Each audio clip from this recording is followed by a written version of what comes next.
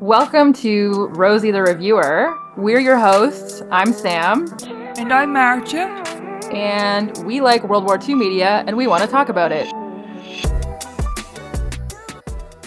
Welcome back to Rosie the Reviewer. This week we are talking about The Catcher Was a Spy, a 2018 movie directed by Ben Levin and written by Robert Rodat. He also wrote Saving Private Ryan. And it's a movie based on a book of the same name by Nicholas Davidoff, a biography of professional baseball player Moe Berg, who was an American spy during World War II. And you read this book, right, Sam? I did read this book. It is about Moe Berg and his adventures in the OSS, the Office of Strategic Services, during World War II. But more than that, it's really a book about what a deeply weird person Moe Berg was. So I'm excited to talk about that a little more.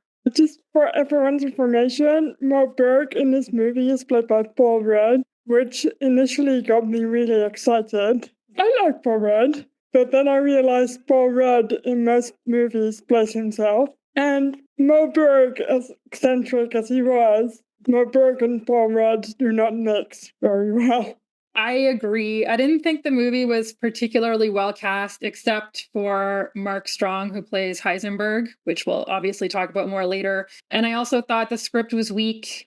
And having read the book, I really think they would have benefited more from, instead of sort of overblowing this one mission, I guess, if you want to call it, that Moe Berg had during the war, because what happens in the movie is not quite what happened in real life. They could have focused on Moe Berg as a person, and I think you can make a really interesting sort of biographical movie about that, because he was such a strange and interesting and eccentric dude. But the way they did it, I didn't love it. It had no tension at all. The reason why he's going after Heisenberg is because they don't know if Germany is going to make an atomic bomb. And we know at this point in history that the Germans never had a bomb. But nevertheless, there is a way to make historical dramas feel tense and fill you with anticipation, even though you know the ending. And they just didn't succeed in that. I feel like we didn't even say yet that this movie is about the mission to kill Werner Heisenberg. And I think you're right. I think it would have been an interesting movie if it was more like a character piece on Moe Berg instead of just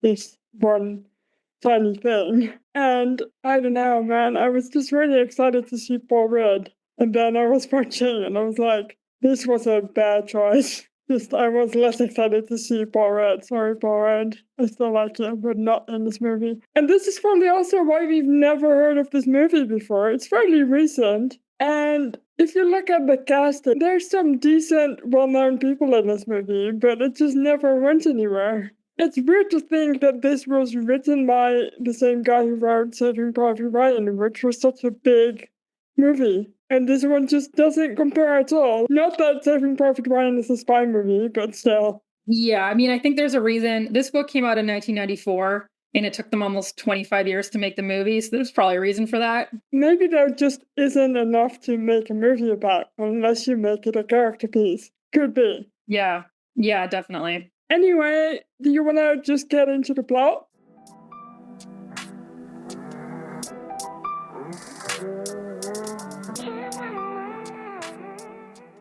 We get some opening cards that say, in 1938, German scientists split the atom for the first time, and the nuclear age was born. The Nazis gave the task of building an atomic bomb to Nobel Prize-winning physicist Werner Heisenberg. In response, the US government sent a Jewish baseball player to assassinate him.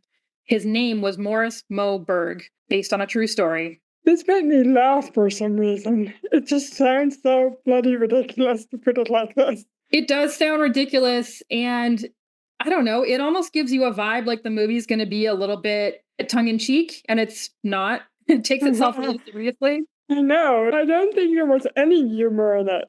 The only thing that made me laugh is coming up later. I don't know if we'll talk about it. If I remember, I will point it out to you. After the opening cards, we go to Zurich, Switzerland, in December 1944. This is kind of almost a flash forward to somewhere near the end of the movie, but we start here. Moe Berg, played by Paul Rudd, and another spy named Leo Martinuzzi, played by Pier Francesco Favino, discussed the imminent killing of German scientist Werner Heisenberg, played by Mark Strong. It's a dialogue-heavy scene talking about killing Heisenberg, but you don't know the backstory at this point, so it's kind of confusing and maybe a little bit mysterious. Yeah, it's very them saying a lot of the exposition. They're really not waiting for you to, oh, we're not sure what's going to happen. It's like you're going to pick up what they put down. It's it's pretty obvious. True, they could have made it actually mysterious by not saying much of anything. Right. We skip back in time to the mid 30s. I don't know that they tell us exactly when it is, but because it's before Moe Berg's trip to Japan, it must be before 1934. Berg plays some baseball. We get to see him in action as a catcher a little bit. He, in real life, played in the major leagues for about 15 years. He started out his career, he played at Princeton. He was a pretty good shortstop. But in order to be a shortstop, you need to be pretty quick on your feet.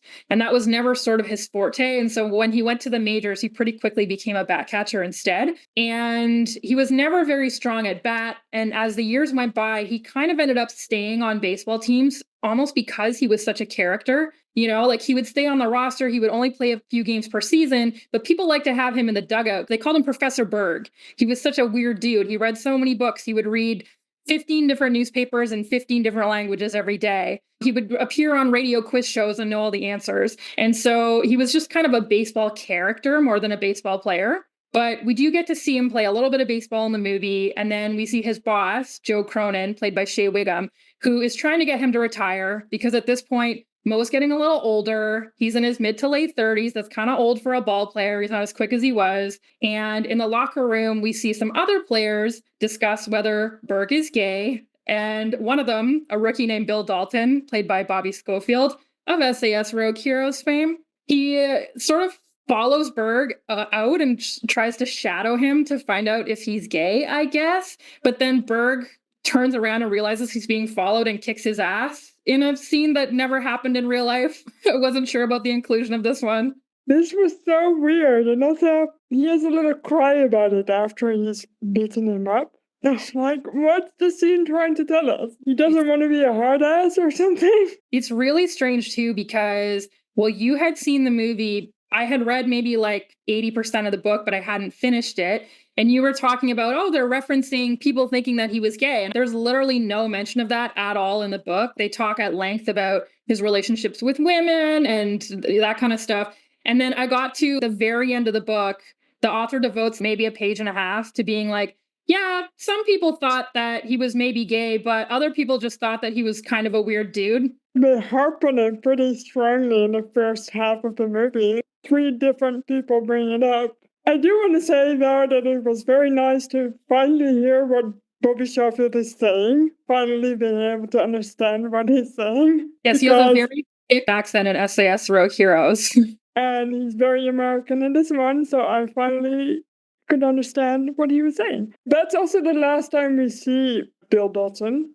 I don't know what the purpose of this is, other than to fan the gay flame. Yeah, this is really the only part of the movie that references Moe's baseball career as well. It's really just like, okay, well, now you know he's a baseball player. Anyway, here's a bunch of other stuff that has nothing to do with baseball. I think we should mention what a baseball nerd you are. Y'all, I went down some baseball rabbit holes reading this book. I had a great time. Like I researched things I had never thought to research. So that was a good time for me. I'm a big baseball fan. And you play as well, right? I do. I mean, it's beer league, but I play on two different teams in the summer and it's great. It's just a great way to get outside. Amazing. I've got no idea about baseball. So for me, this is all like higher mathematics, rocket science, but it's fine. Because the rest of the movie has nothing to do with baseball. So. Yeah, which again, I think if they had made this movie more of a Moe Berg character piece, we were talking about this a bit offline, but he stuck in the major leagues for so long because he truly loved baseball. He once wrote an essay about baseball that people still reference today. It really was, like, at its core, that was his hobby. He always wanted to be in the dugout, even when he was only playing a couple of games a season. Like, that was huge for him. And in later years, even when he was no longer playing, he did coach for a little bit. He was always going to baseball games. He loved to talk about baseball with people. And right at the end of his life, when he was in the hospital, his last words were, "How did the Mets do today?" And then he died before the nurse could answer. So it was just right to the end. What a heartbreaking cliffhanger for him then, just never knowing if the Mets did okay. Yeah.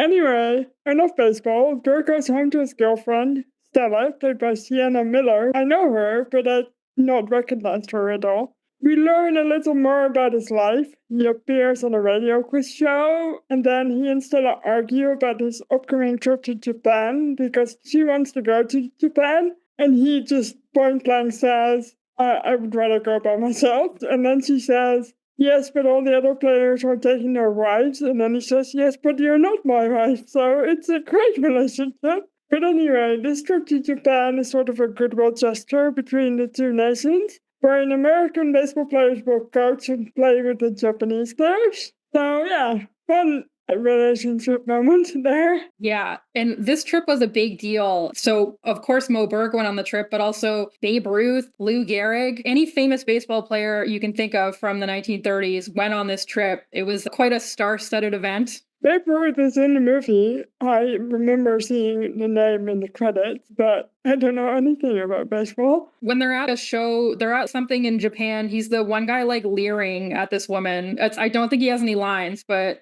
rude. Yeah, it's funny. Moe Berg in real life really was a person who, one of his friends in the book describes him as someone who doesn't commit. Like he doesn't commit to relationships, whether family relationships, friends, romantic relationships. He's just not a guy who could ever hold down a relationship with anybody. And so he would show up in town where he had close friends who lived, and he would call them that day and he would come for dinner and then he would just vanish and they wouldn't hear from him for like 3 years. And that was just the way that he lived. And so this relationship with Stella, she is based on a real person, was his sort of longest lasting romantic relationship, but ultimately it fizzled out as well. He just didn't seem to be a guy who was capable of keeping his shit together in this regard. When you were describing Moe to me before this recording, he's kind of larger than life, and he's a bit like Lee Miller in that regard, where people just didn't get to know him. And I think that's so interesting, but you wouldn't know from this movie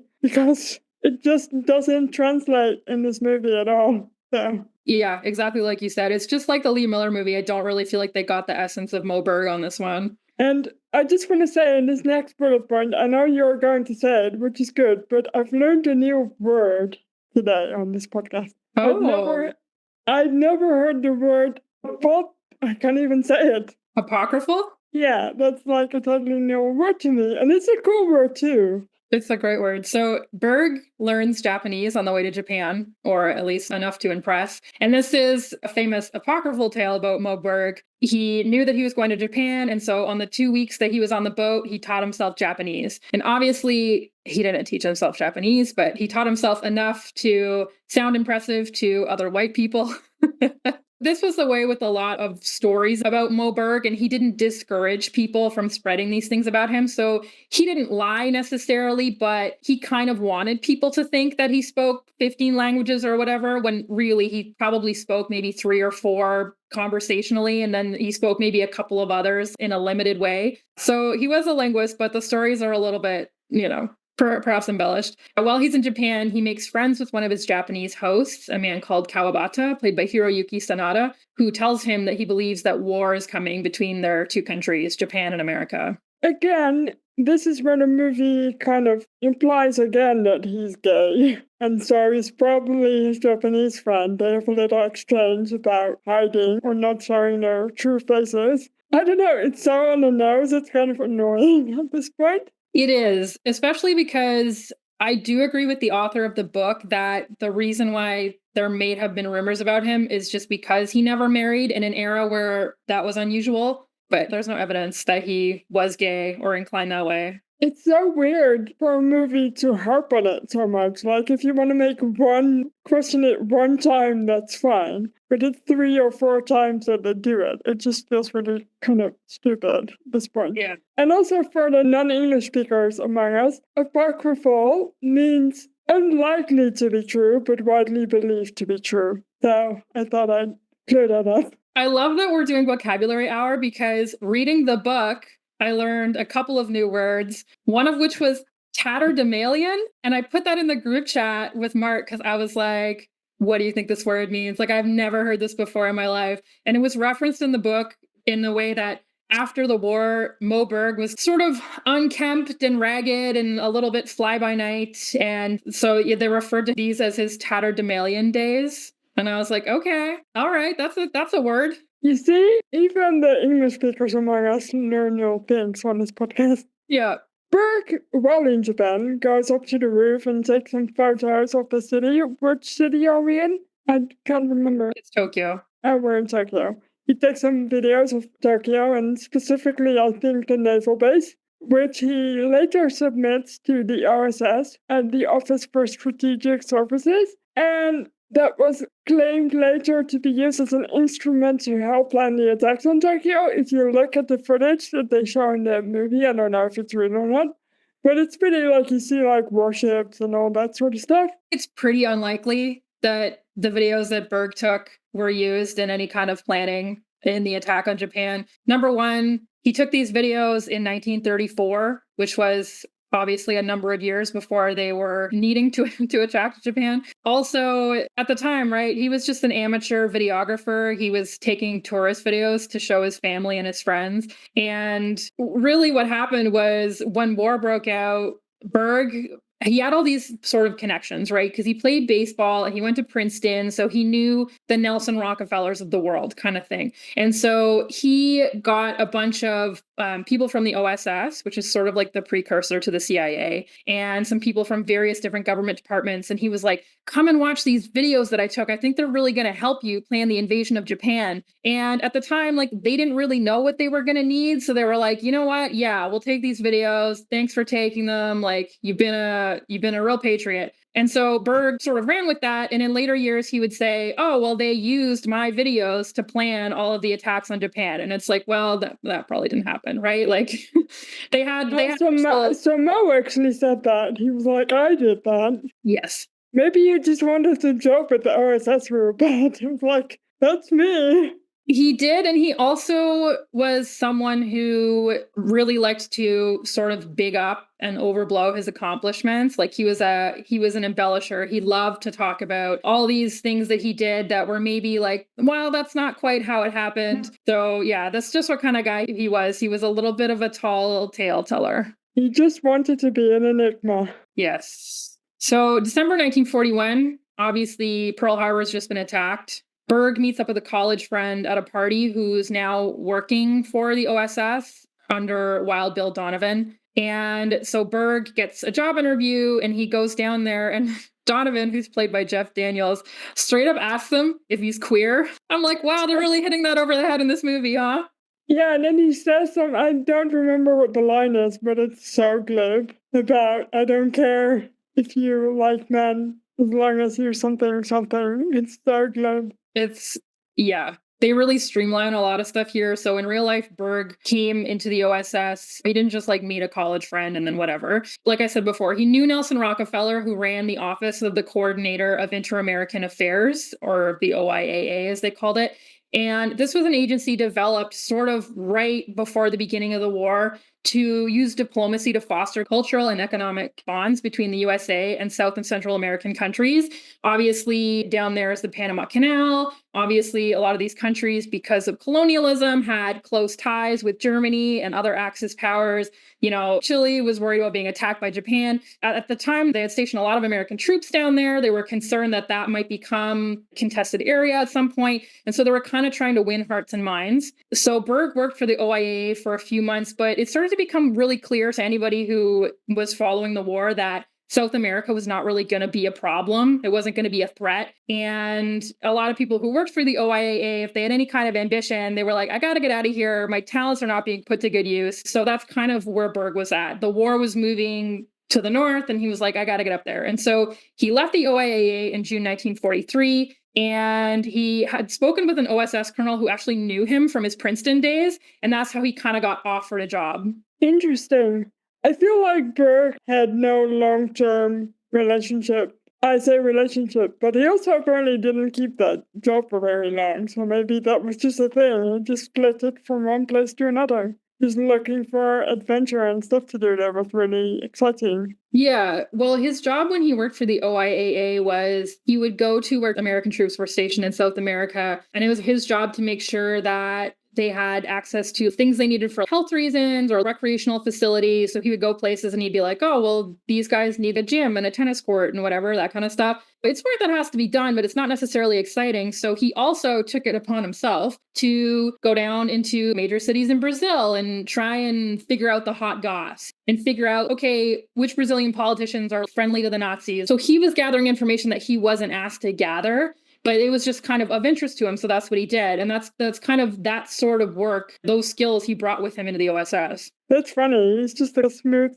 talker and a smoother and uses that to his own advantage. That's pretty cool, though. Imagine, it seems kind of cheeky, and that's also what they're trying to imply, I think, with the video in the movie. He's like, I took this video, and he wouldn't have been allowed because it would have been espionage if it was official. At the OSS, Berg has to do desk work, and he hates it. But luckily, there's something exciting and dangerous coming up for him. And he meets with Robert Furman, who's the chief of foreign intelligence for the Manhattan Engineer District. And he is directing espionage against the German nuclear, I can't say this word. You were going to say it like George Bush. How does George Bush say it? Nuclear. I can't say it. Anyway, nuclear energy project. And this guy's played by Guy Pearce. And we get a Dutch character called Samuel Goudsmit, probably Goldsmith in the movie, I don't remember. But he's a Dutch physicist and a scientific advisor. And this guy was pretty big, apparently. I looked him up for a second. He's played by Paul Giamatti. They talk about the possibility of Germans building an atomic bomb. And they then determine they need more intelligence. Yeah. So Berg's first project, the desk work that he hated so much, was he was supposed to remotely monitor the resistance movement in Yugoslavia. And he tried to get himself reassigned. So he ended up being assigned to Project Larsen later the same year.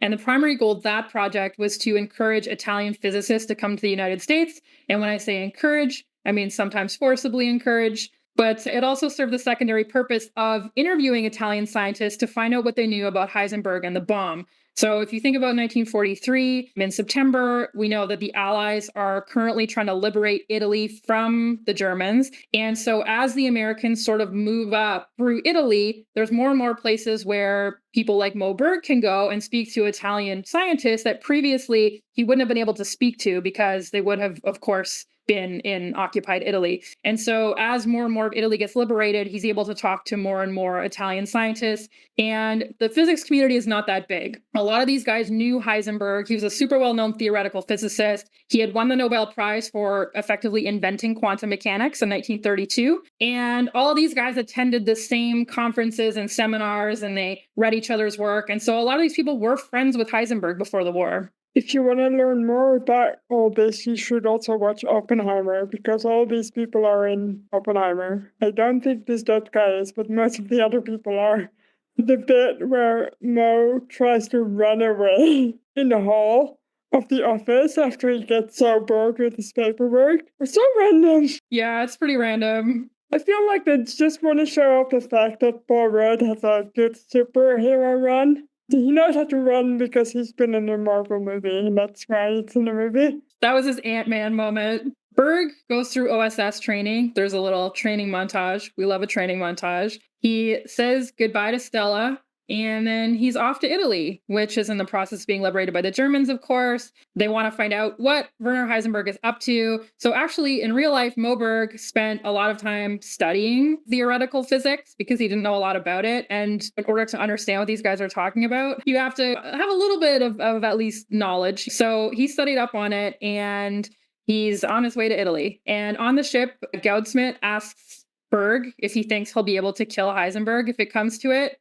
And this, I feel like, is a question that gets repeated a couple of times in the movie, as if the concern here is that Berg won't be able to murder this scientist. I don't know. It's very like, all right. It also reminded me of that scene at Munich, the Edge of War, about being able to kill people, and then one of the main characters saying, it's just like killing bunny rabbits in a garden, right? It just reminded me of that a little bit. And also, I don't know if this is the exact scene where someone asked Moe Berg if he's Jewish, and he goes, Jew-ish.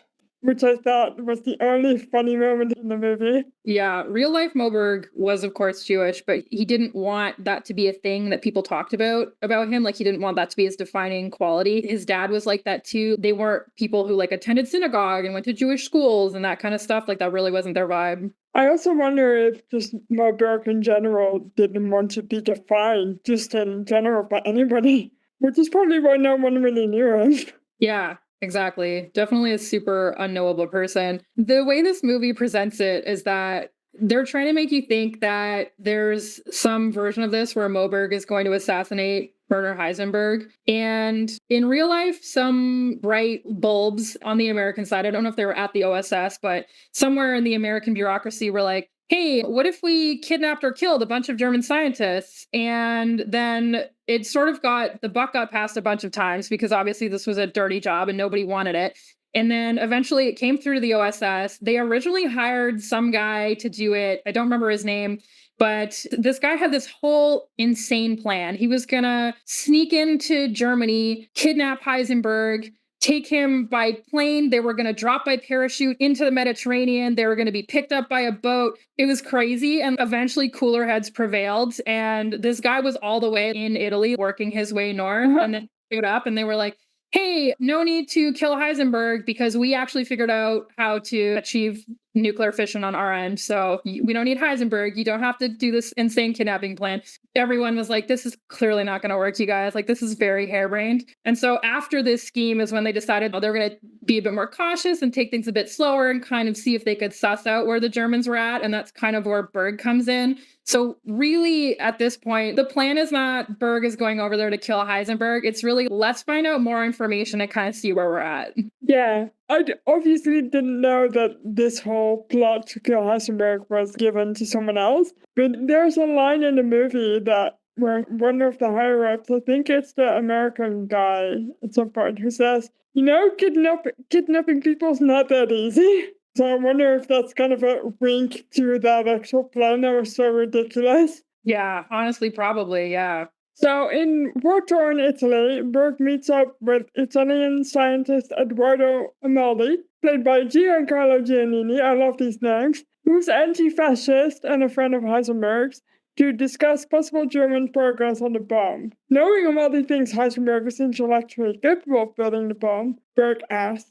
but would he? Yeah. So at this time, a lot of people thought that Heisenberg might be anti-fascist, and he certainly was working on nuclear power in Germany. Some people were saying, look, he's a theoretical physicist, not an experimental physicist. He's probably not doing this. Other people were saying, well, look, he's an anti-fascist. I don't think he would want to give Germans the bomb. So he's probably not doing this. And other people were like, look, he's an anti-fascist, but he's super loyal to Germany and he's definitely smart enough to build the bomb. So maybe he is building the bomb. So there was a lot of back and forth on that. Also, the Samuel guy, the scientist, Dutchy, almost gets shot in the scene right before this. It's such a weird scene. And also you told me that Moe Berg was never in like a war zone, and it's definitely a war zone in the movie. No, he was spending most of his time in Rome, which had been liberated. And every time he would have to go up and speak to a scientist that was still in an occupied area, they would make him wait. So he was never in a combat zone. And y'all, the combat scene in this movie is so weak sauce. I literally just picked up my phone and didn't pay attention during it because there was nothing intriguing or compelling about it at all. I know. It's like they're on a river in a boat and it's just happening to them. It's got no direction whatsoever. Yeah. There's no tension. The only thing I was tense about was Paul Rudd breaking a leg or something because he runs funny. But it just wasn't good. I feel like it's also entirely unnecessary in this movie. So why put in a war scene if it's going to be bad? I know. It reminded me of the totally unnecessary combat scene in the 6888, where it's like, oh, they're making a war movie, so they feel like it's necessary to throw some combat in there. Yep, agree. At OSS HQ in Rome, the Brits tell the Americans that they're 100% sure that the Germans don't have a bomb. They actually, one of them says, we're certain the Germans don't have a bomb. And one of the Americans says, well, how certain are you? And the other guy's like, there aren't degrees of certainty. You're either certain or you're not certain. So The Brits are convinced, but the OSS think, well, even if there's like a 5-10% chance that the Germans are working on a bomb or they're close to a bomb, that's too high because it's an atomic bomb that we're talking about. And so they decide they need to start making provisions for dealing with Heisenberg. How dramatic of you to say it like that. Yeah. Also, there's a whole thing going on where they use heavy water. There's heavy water in this film twice. And not everybody knows what heavy water is, and it's not exactly explained. It's so weird that it's in this movie. Like, why is it there? I know. They do reference it quite a lot in the book. The Germans were using heavy water in their process to try and, achieve nuclear fission and all this. But when the Americans built the atomic bomb, they did not use heavy water. The method they used was different. And so it gets mentioned quite a lot in the book, all this heavy water stuff. But I feel like now it's so irrelevant to us because it's not a method that works. If I remember correctly, and I know very little about this, but I think heavy water is used as a cooling agent in a again, this word, nuclear. Why is it so hard to say? In a nuclear reactor. And so it could be used for like an atomic bomb, is I think what they're trying to imply. Berg plays some pickleball. You know what this means. Yes, pickup ball is just a game that's not official. It's like you're playing it on the street with your buddies. Just a fun game of baseball. The Heisenberg plan progresses. They learn that Heisenberg will be speaking at a conference in Zurich. So Berg gets smuggled over there into Switzerland, and he meets Martinucci, which is the guy we saw in the very beginning, the fancy Italian guy. And the two see Heisenberg together with another scientist who is friendly to them, Paul Scherer, I'm thinking this is how I pronounce it, who's played by Tom Wilkinson. Berg meets Scherer to discuss getting close to Heisenberg, and this Scherer guy is like, well, what are you going to do to him? And it's like a whole thing.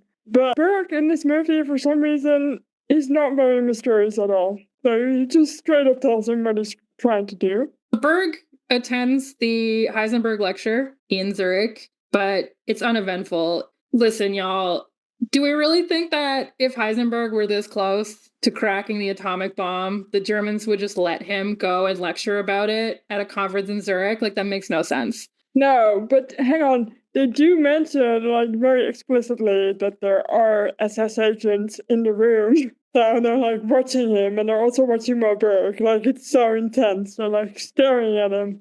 Yeah. I didn't get that, like, vibe necessarily that it was quite that intense in real life. So Heisenberg's doing, his lecture has nothing to do with the atomic bomb, of course. And Berg's whole thing is that if he hears anything that makes him think that Heisenberg is close to developing the bomb, then he's going to shoot him. But he was never going to. So anyway, it's uneventful. And later on, Scherer's having a dinner where he's inviting Heisenberg. And so Berg gets himself invited to this party so that he can figure out what Heisenberg's up to. So they're at this house party, and Berg and Heisenberg have this little chess off.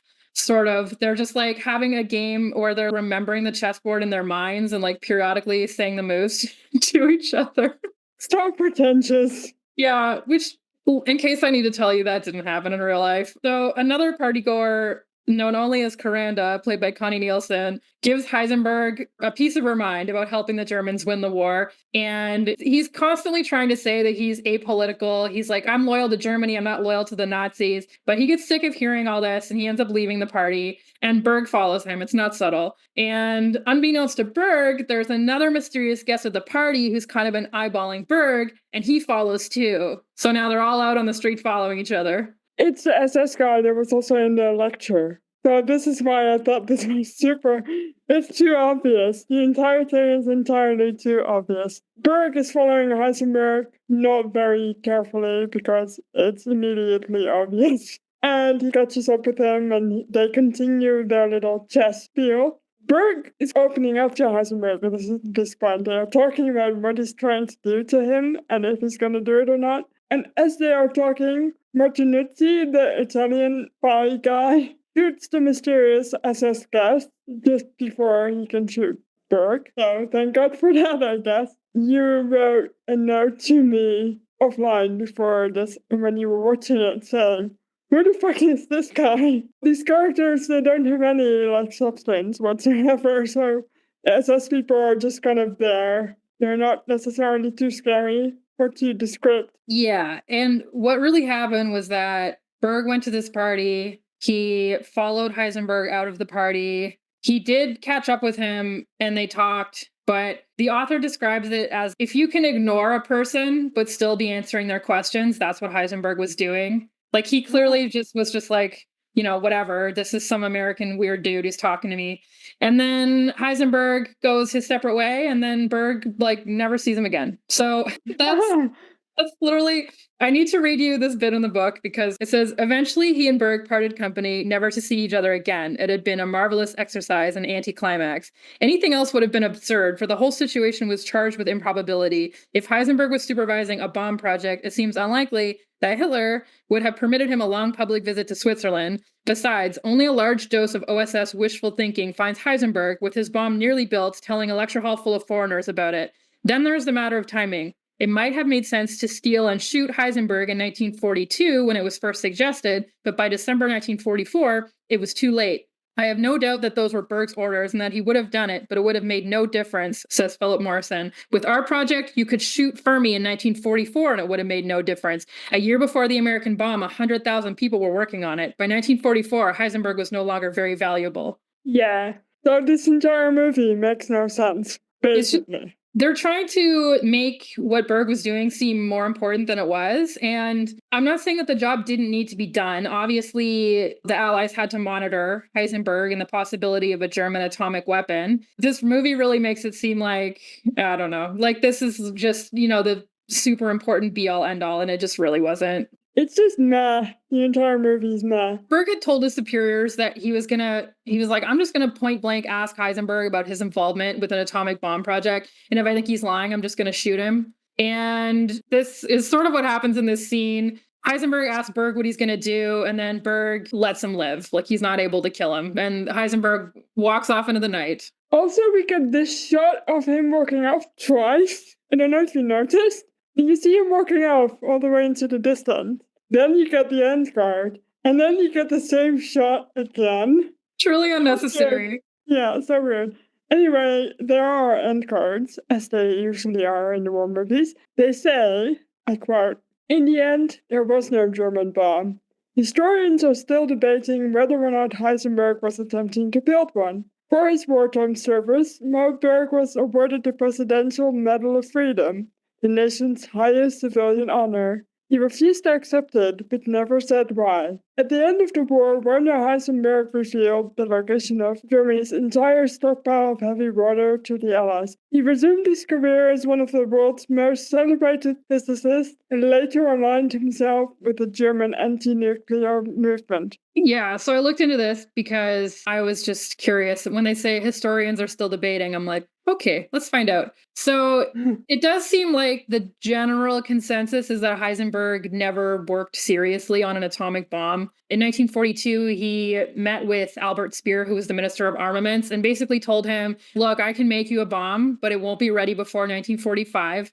And in the interim, it's going to be super expensive. It's going to require a ton of personnel. And all this is true. Like we know that 120,000 people worked on the American bomb. And the Germans ultimately were like, well, our priorities are elsewhere. He actually lost resources after that. His team dwindled. So it seems like he did spend time on the production of nuclear power, but it was never really seriously about using it as a weapon. And after the war, when the Allies had collected a bunch of German scientists, including Heisenberg, and they were keeping them just to figure out what they were going to do with them, the scientists were being recorded. And when the atomic bombs were dropped on Japan, Heisenberg was one of the scientists who remarked, first of all, that he was relieved that the Allies had won the war. And secondly, he basically told everyone, I never really worked on a bomb. I didn't have the resources to do it. It was never a serious project. And when he attempted to write down what he thought the equations were and tried to math it out, some of the scientists who had worked on the American project looked at his calculations and they were like, oh yeah, it's clear that that's the first time he tried to calculate that because he made the same mistakes we made the first time we tried to calculate that. So it seems pretty cut and dry that he never took a serious crack at building a bomb. The interesting question here would be if he purposely never did any of that, or if it's just because there were no resources. Isn't that also a question in the movie? I think it is, where they're like, I wonder if he's trying to slow the process for Yeah. Germany. I mean, I think a lot of this stuff is tough for us to gauge at this point, too, because if you think about the fact that right at the end of the war, the Germans poured a frankly inadvisable amount of time, money, and resources into building the V 2 rocket, which was never going to be a substantial weapon that would work more efficiently and effectively than just bombing a city. And really, you could picture the Germans pouring a lot of money into a project that wouldn't necessarily win them the war. That might be an inadvisable use of resources, but I don't know. He could have made it seem like it was going to be harder than it was, but I don't think we have evidence of that. Not just resources, by the way, if we're talking about the V2, also human lives. So many people died. Yeah, we were talking about this because I was reading a little bit about it, and more people died inventing and building the V 2 than were actually ever killed by the V 2. So It's insane. We went to see the first V2 launching spot in Belgium on shore, and it also has a bunch of this data of how many people died. It's crazy. Anyway, side note. So we get one more end card that says Moe and Estella never reunited. In 1945, Estella married a young naval officer. Moe stayed a bachelor for the rest of his life, dividing his time between libraries and baseball games. Ever secretive about his career as a spy, the catcher remained an enigma to those who knew him or thought they did. Reading this end card, couldn't you have said that during the movie instead of just questioning if he was gay the entire time? Literally, they're like, how do we get across that this guy is an enigma? I know. Let's make him secretly in the closet and have everyone else know it.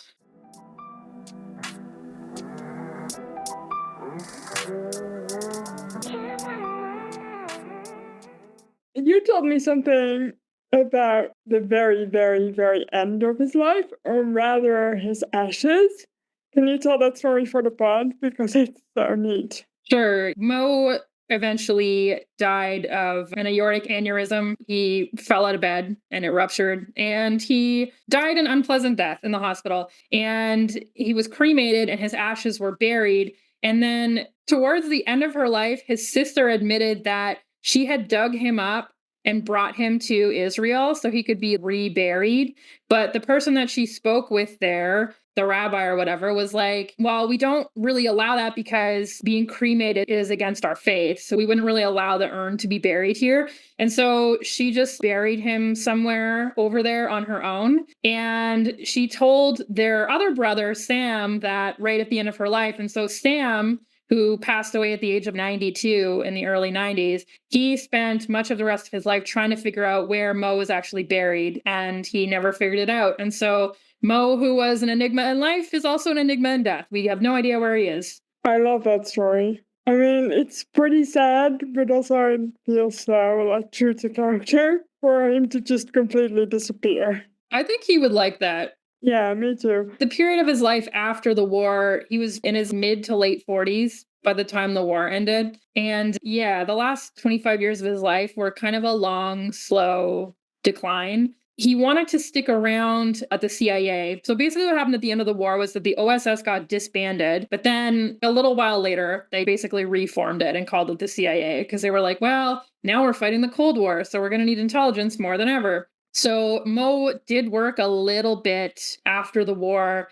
He was trying to find information about sort of the arms race with the Soviets, see what they were up to, where they were at, how much information they had. And a big part of his mission was trying to keep German scientists from going to the Soviets. And one of those scientists was Lise Meitner. She was instrumental. Einstein called her the German Marie Curie. She was an Austrian nuclear physicist who played a crucial role in the discovery of nuclear fission. And she was also Jewish. So during the war, she had fled to live in Sweden. And Moe Berg met with her a couple of times to be like, hey, what if you didn't go and work for the Soviets? And she was like, well, I'm not going to go work for the Soviets. And he was like, okay, as long as you promise. Anyway, so that was kind of what his job was. And then the OSS got disbanded. And when it became the CIA, it was much more, okay, we're no longer in a period of active war.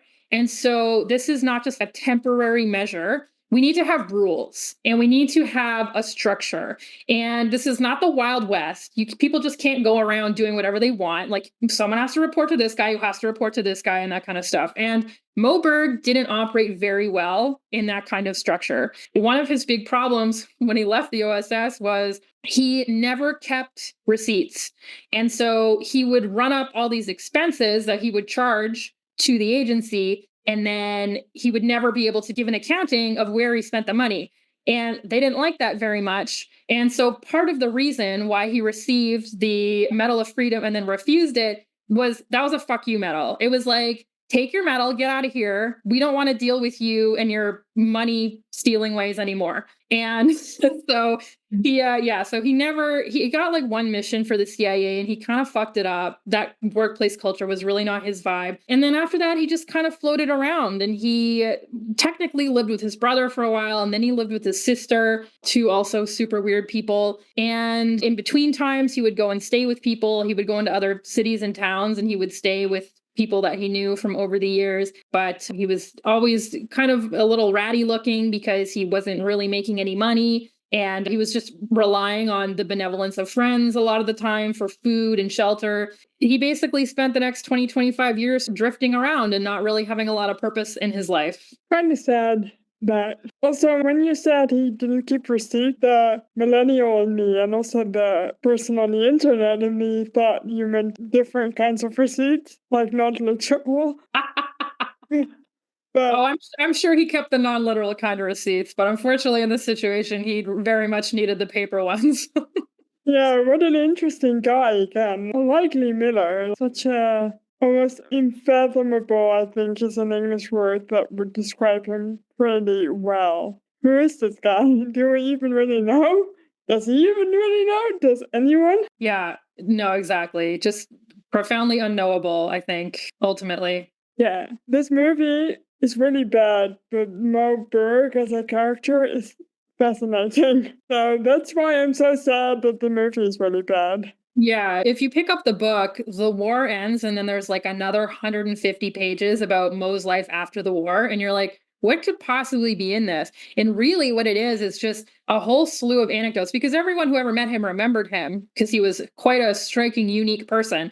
And so it's just a whole slew of anecdotes and such weird stories about what he was like. One of his sort of friends was talking about how he's like, Moe left my house and I half expected a flying saucer to swoop down and pick him up. Like, it's just, so it's just. Looking from Mars.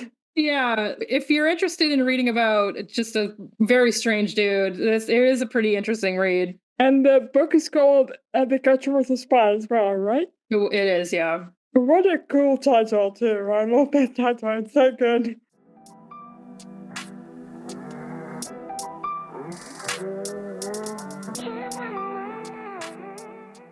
Anyway, I think now we've come to the point where we need to rate the movie. Yes. I feel like we discussed it, and I already forgot what we were going to do. I also forgot what we were going to do.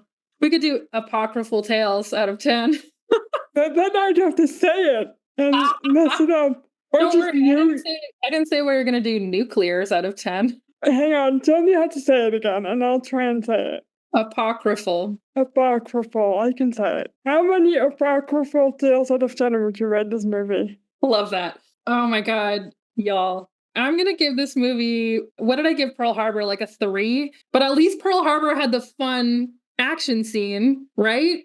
Gosh, am I going to give this movie 2 apocryphal tales out of 10? It's rough. And honestly, the only reason why it gets even 2 points is because I thought Mark Strong as Heisenberg was pretty good. And it prompted me to read the book, which I did find interesting, and let me go down some baseball rabbit holes, which I liked. But otherwise, not a fan. You can give this one a miss, y'all. All right, I'm going to give this movie how many apocryphal tales? I'm just trying to practice the word apocryphal now. I'm also going to give it 2 apocryphal tales out of 10. I just thought it was really, really fucking boring. There's nothing in here except maybe a Dutch character that I can be excited about for just being mentioned. And acting's not even that bad, but I just feel like the script and the direction is not there. It's a no for me, in the famous words of Simon Cowell.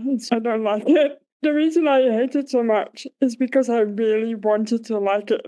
So it's another one of those where you're just looking forward to watching it, and then it's a massive disappointment. Yeah, super unfortunate, but they can't all be winners. Nope. Unlike Moe Berg, who definitely was a winner. Yeah, in some ways. I think he was a profoundly lonely person ultimately who maybe would have wished not to be so lonely, but Oh, all right. Well, on that very optimistic note, actually, are you reading anything? I am. I'm reading Tales of the South Pacific by James A. Michener. There was a musical that was, I'm going to say loosely based on it. I haven't seen the musical yet, but I can only assume based on what I've read so far. And then there was a movie based on the musical that's kind of became a hit. This collection of short stories actually won a Pulitzer Prize. And so I'm maybe about 40% of the way in, and I'm enjoying it so far. I thought about reading this book, and then I saw that it has quite a lot of pages. I was like, short stories, it sounds like my kind of thing. There's a lot of them. There are a lot of them, and it's very, I can tell that the guy is from when he was from, the way he talks about the natives who lived on the islands and that kind of stuff. You just have to, when you read stuff of that era, you just have to turn your PC brain off a little bit, but the general writing style is good and the stories are interesting. All right. Well, you read it, and I'll be excited. Am I reading anything? I don't know. Am I reading anything? I am reading something. I'm listening to something. It's an audiobook read by Nicola Coughlin and Gwilym Lee. That's all I'll say, because it's kind of a fluffy romance. Nobody cares. And that's it. I think I will be reading more about the Dutch resistance, because I'm super curious. I've got a book about it. It's called The Official History, which I think is weird, but we'll see how it goes. Nice. On that note, thank you very much for listening. You can listen to us wherever you get your podcast and rate us 5 stars if you like us. You better do. And if you want, you can send this episode about a very bad movie but a decent book to your friend. Also, I think this is a pretty good episode, despite the movie being bad. So please do. And you can follow us on Instagram if you like at Rosie the Reviewer podcast, or visit our website at rosieTheReviewer.com. Thanks for listening.